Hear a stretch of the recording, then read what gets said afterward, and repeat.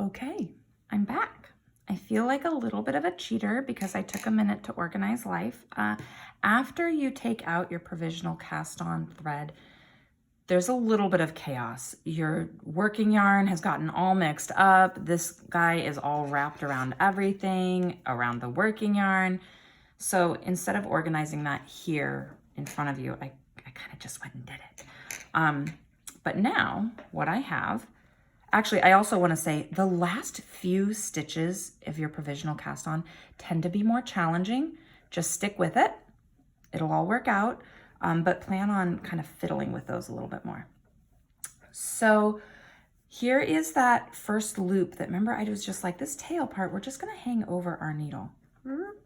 So I'm going to get that out of my way. That's going to be the first stitch I knit together with the stitches on my larger needle that I was working. I have, for this hat, specifically for the Salem Slouch, I have my larger needle in the back. This is the needle I knit the brim on.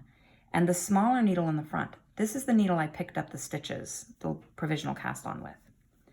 My working yarn is, where are you, working yarn? Right here. It's attached to the last stitch I knit. Things can get a bit fiddly. You want to make sure when you're working your edges together that you have the larger of the two needles that you're working together with. So use the correct needle. I just kind of hold this out of the way. It really doesn't matter that it's wrapped around there. I'm pretending this is a stitch. It is a stitch. I'm treating it like a stitch. I'm going into that first wrapped over stitch and the first stitch in my round that's live on my larger needle, and I'm knitting those two together. I'm going to do it again. I'm going to go in the first stitch, the next stitch on my provisional cast on edge, and the next stitch on my larger needle, run around the back, work the two together, hop off. I don't know if you've ever done a 3-needle bind off, but what this is essentially is the same technique without the bind off part. So I'm going to do it very slowly. Oh, here's where I got, this is great. I'm really glad this happened. So rather than picking up the loop, do you remember how sometimes I was saying it slips down? I picked up down below that loop. So I'm just going to play leapfrog. I'm going to grab the loop and hop it over. There we go. Now I come in here, run around, peek through.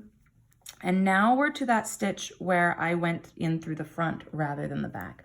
Do you see, let's get a lighter background. Can you see how this stitch is facing the wrong direction? I have two options here.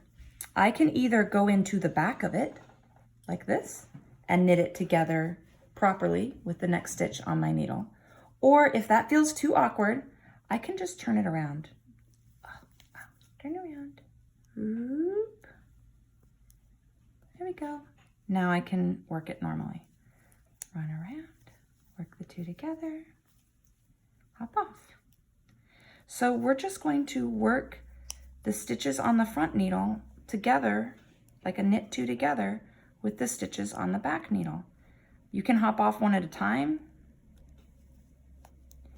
You just have to go in both of them. So I can peek through this one, hop off, peek through this one, hop off. Or my preferred method is to go in both, peek through both, hop off both. It's really up to you. Okay, now we're to the spot where I had picked up the strand of one of the stitches from below. I'm going to ignore that strand.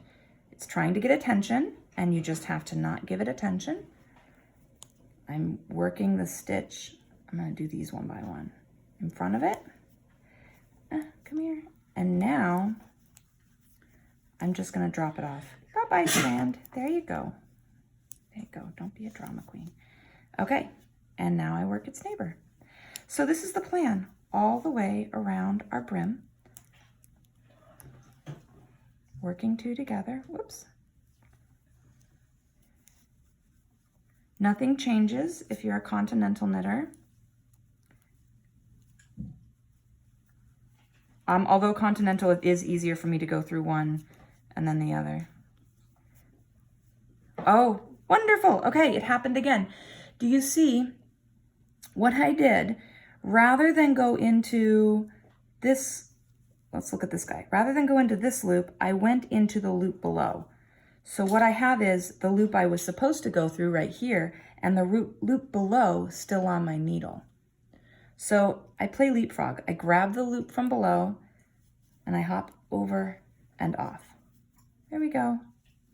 It happens a couple times to me every time I'm doing a provisional, picking up a provisional cast on. And it's not that big a deal. It's not a reason to start your whole hat over. I have had students just be like, oh no, rip the whole thing out. And I'm like, no. Okay.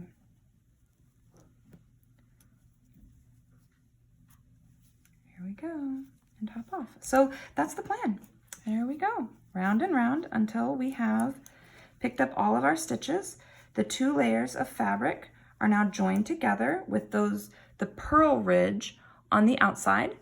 So this is actually the side that was facing away from us when we knit the brim. And those 2 knit rounds are on, whoops, where are they? They're on the inside. And then after we're done, we will be able to go on and work the top of our hat.